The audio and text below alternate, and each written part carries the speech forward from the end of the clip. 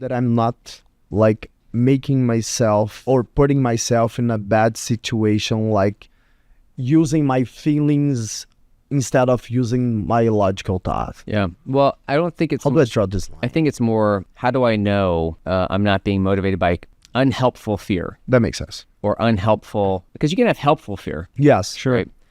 What happens if I can't make payroll, or like, motivating fear. But I think the fears that are trickier are the ones we don't see. Yes. Right? And a lot of that can be, a lot goes back to childhood, right? Whether we all have some version of shame or trauma or things where we didn't get something. Okay. And we don't see that.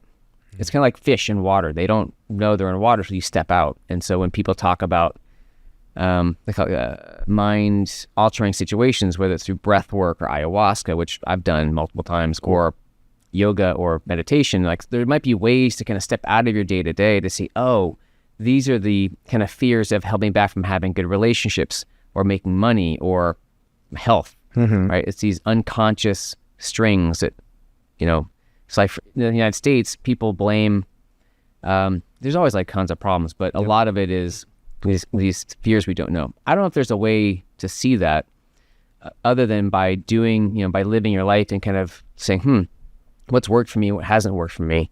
You can get more practice to understand when does it feel right, because it feels, so I use the term feel right, but it's not feel good. Okay. It's different.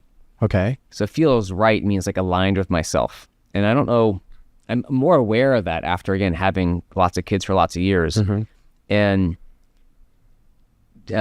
committing to situations that seem maybe very scary to sometimes myself, but sometimes to other people, like my parents but it still feels right. So again, we've adopted 5 kids, 2 of those are teenagers.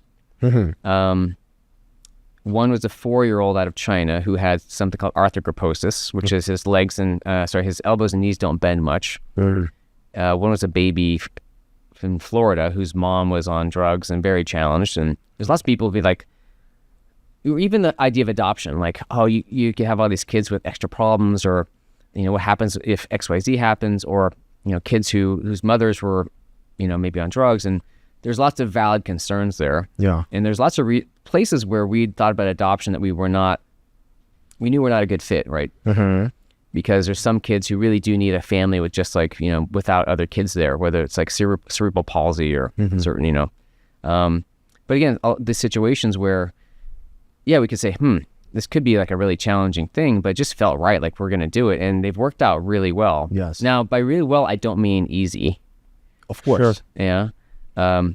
This baby who was going through detox for 6 months and, be up 6 times a night feeding her milk, and we'd put a medicine called phenobarbital in it to help. So it's like a barbiturate to calm your system down. Okay. Her system, it took 6 months for her system to kind of like stabilize. Okay. But she's doing amazing now. Seems really challenged, man. Seems really challenged. Yeah. To face this situation. But my partner and I, we are very different people, but we have the same values. The parts that important, kind of like life and family. So that made a big difference. Like someone who's like a like a partner. I believe so. Yeah, makes a huge difference. Especially for your career, your family, and everything. I believe that the partner you're gonna get for your life is like the most important decision you're gonna take in your life, because if you have like the wrong partner, you can create a hell in your life. And I see a couple guys that we know that have made this in their life. And the career was great, the company was amazing, but then they had this partner that like made a hell of his life. And I have most of my friends, thanks God, who chose the right partner. And their career exploded because you have the right person, like create the foundation of your family, create the foundation of your life. I believe that makes totally different. Maybe I believe that this happens when the marriage works, is because you share the same values. So doesn't matter the challenge that we face if we have the same values, we can overcome those issues or those problems because we believe in the same things. We want to achieve the same goals. We want to be in the same place together. So maybe that's why a couple folks work it out. Yeah, and that makes sense. Yeah, and Otherwise, people, some people grow at similar paces. Yeah. Yes, my partner, exactly. like similar, but lots of people might grow and their other partner doesn't. Yep. And to be fair, lots of people choose partners for superficial reasons, like the way they look or the money they've got, right? Yeah. Traditionally, women are valued on looks, men are valued on money. Yeah. That has nothing to do with whether you're going to be Of course. a long-term partnership. Makes totally sense. And So- do you believe that we should evaluate the people that we hire based on the values that they have as well?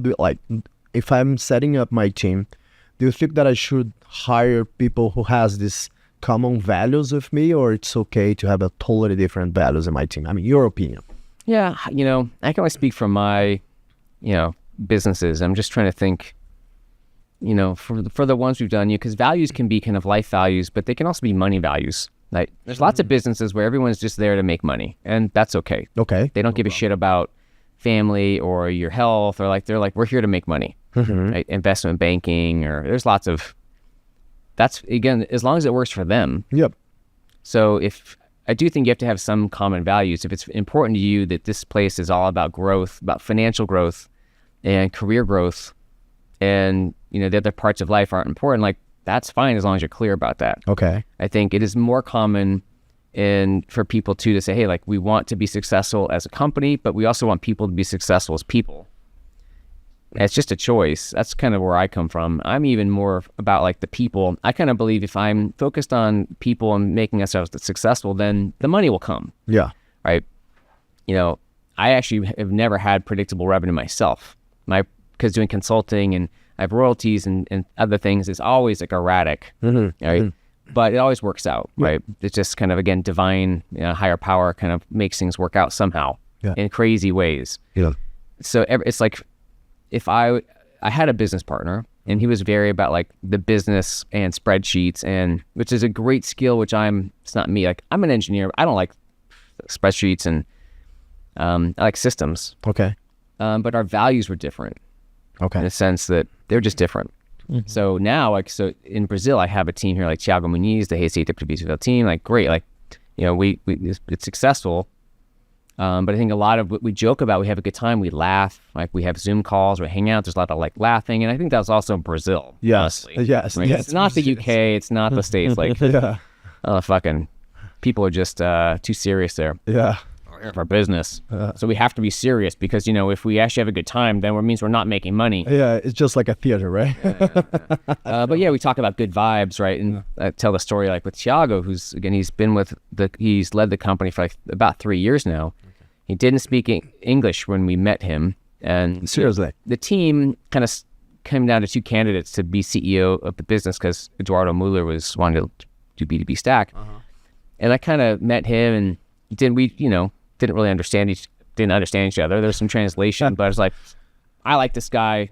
Seriously. Good vibes. Just vibes. And I wasn't the only person deciding, but he seems a good guy, good energy. He wants to do it. He hadn't done this kind of business before. He'd, led his digital agency, for example, but he'd been successful, and it's not rocket science. And, I prefer people who have excitement and potential and ambition and good vibes over people who've maybe done this thing for a while and done it well, but they're just seem maybe either more inflexible or, what's the word? Not limited, but closed. Okay. Yeah. Yeah. Increasing. I'm not a closed by the- person, so. Yeah. Okay. That makes sense. Yeah. It doesn't want to evolve. Let me ask you something. You told me that you have spent a couple of years doing consulting. So once you start consulting a business, how do you start your work? You're gonna evaluate the team for sure, but you're gonna start by the leader. You're gonna start by evaluate the product, because I believe that some of the companies just call you and say, "Hey, we're not We selling need more money. Help us. we're not selling as much as we could." At least the founder thought about it, and then they called Aaron. They say, "Hey, Aaron, can you help us out? You're not hitting your quota and everything." Do you start by the product, or do you go straight for the team? So in order to make money at consulting, Yes. Well, I did consulting for more than 2 years. I did sales consulting for probably like 10 or 12 years. I don't know exactly. Okay. Right. So when I left Salesforce.com, I didn't want to do sales consulting. Like, I've done sales. I'm not passionate about sales. I just happen to be good at it. But that's crazy. What I'm passionate about, I think, is people and ideas and systems. Okay. Right. So I happen to be good at it, and solving problems. And I just figured, I didn't know this, but I was good at writing books. Good. Yeah. So, but when I got married and then I had a family to support, I was like, what's the way I can make the most money with the least time? Because I'd been, for years, this thing where I was like, I don't want to work more than 25 hours a week. Seriously? Even when I was single, because I felt like working more. I saw how I could work more, but I lost touch with kind of the bigger ideas. Okay. It's just a thing I was doing. So you wanted like free time, just to think. And It wasn't free time. I actually didn't know what to do with the time. Okay. So it's harder because it's so easy when I'm single, like, I'll just work more. Yeah. It's Sunday. I don't have anything to do. Like, what are you going to do? I don't know. I'll just work. Yeah. So it was actually harder to try to limit myself because of the chatter in my head of like, work. Like, especially the United States, right? Hard work more. The United States is the land of more is better. Okay. Yeah. Right? More work is better. More money is better. Yeah. More fame is better. More followers. Like, too much is never enough. Right. More pills is better. Right? You can have too much money. You can have too much fame. You can have too much, much of anything. Yeah. Right? What's the right amount for you? And so I think it was harder to, and I'm glad I did, because then when I got married and had kids, I was already working in that kind of, let's call it then 20 hours a week. And that was a good balance to, work and have something to do to make money. But also I was a very active parent. Yes. So but before that time, you work like 4 or 5 times more, right? Like you spend a couple of years of your life like doing 80, 70 hours. Yeah. Well, after college, I did investment banking. So that was 80 to 100 hours a week. Yeah. So I'm not a stranger to working a lot. Yeah. And I saw it just got, it's like, was I learning something? And it just got kind of boring. And I did software, and I think, look, like Bill Gates, anyone who's successful has the same number of hours as people who are not. Yeah. It's not the amount you work. It's what do you do with the time? What do you do with the time? And how long of a view do you take? But do you believe that in a certain period of your life, like you gotta work hard to accomplish something? No. I think there's certain times when it feels right, it makes sense to work hard. I don't think it's not hard work just because you gotta work hard. It's like, if you're doing a product launch, or it's like when it's more likely you need to put a lot more time in a small, period because it's an event or a product launch. Okay. But I don't think you have to. Okay. I think you can. I'm sure there's lots of examples of people who didn't work hard who've been successful. I don't know if they are, but there's probably, I think that's where it's going, is it's not always working hard. I think it's knowing when to work hard and when not to. That makes sense. Right? Because again, in the world of AI and content, content's commoditized, right? There's so much content, so much good content. Not amazing. So how do you create amazing anything? I think it's more likely, sometimes it might be from working hard and just like coming up with stuff by working a lot for some people, but just as likely from not working hard or taking breaks or doing other things where you have other connections and other ideas that you get. So it's mixing, sometimes working hard and sometimes not. Let me ask you something. Like when you, to me, it's just a theory. When you were working on ideas, so you don't consider that working. Like when you were like with your feet, like I'm going for a run. Yeah, you go for a run, and then you think you're not consider that work, right? No. I mean, no. If I'm taking you just a shower, call work when you were with the computer in front of you, and then you're producing things. Yeah, well, I mean, everyone can define their version of work. So, and also, look, if you have a family. I have a whole bunch of like work. Just it's so annoying, right? Paying bills and organizing it. It's like the calendars. It's all that kind of shit. It's so it's like I hate it. Yeah. So that'd be work, but it has to be done. Yeah. Because what like you're a thinker, right? You're a thinker. So every time you're thinking about business, for myself, my conception of work, you're working. Like you're thinking about your next. Yeah. I mean, you can define it that way, but for me, because I am creating something new for myself. I'm not sure exactly what it is, but a lot of my work is also the family. Like I learned so much from just being in the family and like living. I can imagine so. Right? And a lot of those 10 lessons, a lot of those lessons I'm putting into new books and new keynotes. Cool. And so I have a new talk I'm doing. It's called, I don't like the title, but the best I have now, Re-Energize Yourself and Your Team. And the talk is about how I went through so far these phases so far, because who knows where it's going. Yeah.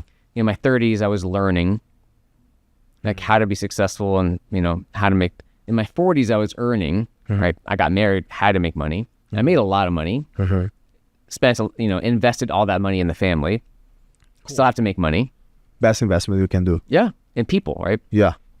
So I was learning in my 30s, earning in my 40s, burning in my 50s, right? And around 50, I just was like, no, I'm done with all this, except in Brazil, right? We still have a great team, but like everything else, like most of my money, my partner is buying me out of the old business. Okay. And then now I'm discerning, which is, what do I actually want to do?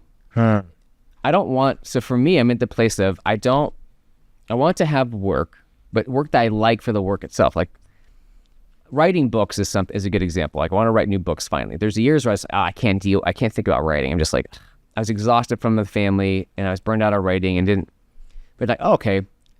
I left the old sales consulting, predictable revenue USA, North America business 3 years ago. Great. So sick of that. And I like speaking and like now I'm like, oh, I want to write again. But the books would be different. And so one of the books is called Income Operating System. I'm actually doing it with Camila Ferrani here. It's one of the people. And that's like just for individuals how to make more money, including consulting. Okay. Going back to another book is called, for right now, Eat Shit and Grow. Okay. All right, it's more like crazy stories from the family, but it's like life lessons. And like one example would be having kids isn't it's not a distraction or from your career. It can be an empowerment to your career, right? Because you have to be more motivated, more thoughtful, more disciplined, have better boundaries. Totally agree. Right. For women, and I'm actually coaching someone on doing a book. I love books actually. So now I'm like, wow, I don't really like sales, but I love books. Like that's more my passion. One of them, and family, and I'm still discovering a lot of these other passions that have been, I would say, drowned out by school and work for so long. She's doing a book called Empire from Home, and she said she sacrificed her career to have kids. Okay. And we're talking about this, and she had a career that was kind of boring, and it's like, well, actually she had a chance. Kids, she got a chance to reinvent herself, and now she's a very successful entrepreneur with a much better career and makes much more money in less time. It has more flexibility than before she had kids. Yeah. So again, kids are something that can be they can be empowering in so many ways, even when it doesn't. I believe so. I have a friend who is the co-founder of Nubank. Yeah. Cristina Junqueira. She had 3 and it's pregnant of the 4. Yeah. And she's the CEO of the bank. Amazing. Yeah. For a lot of people. It's the biggest bank in valuation in Brazil. Yeah. $54 billion valuation. Something like this. Right now, but it's now bigger than Itaú, right? It's bigger than Itaú. It's the biggest bank in Brazil. I'm thinking like if you have a CEO of a big bank like that, and if you need them to work more hours, then you don't have the right team, and you don't have the right structure, and you don't have the right. If it's dependent on the number of hours the CEO works, you're already thinking it's no. You know what? Sometimes we're having like wine, and she has like these amazing phrases, and there is this phrasing that I quote her all the time when I'm in this kind of conversation. She told me once she was pregnant of the second kid, I think. And she told me, you know what? The pregnant woman, it's the most effective mammifers you can have in the planet. I do everything that I got to do in Nubank, and I can take care of my family because I'm effective. You have to. I'm not going to sit here to have a shit talk with you. I'm not having like a fun conversation. What do we need to do? I'm going to do it fast because I'm going to get back and take care of my family. That's amazing.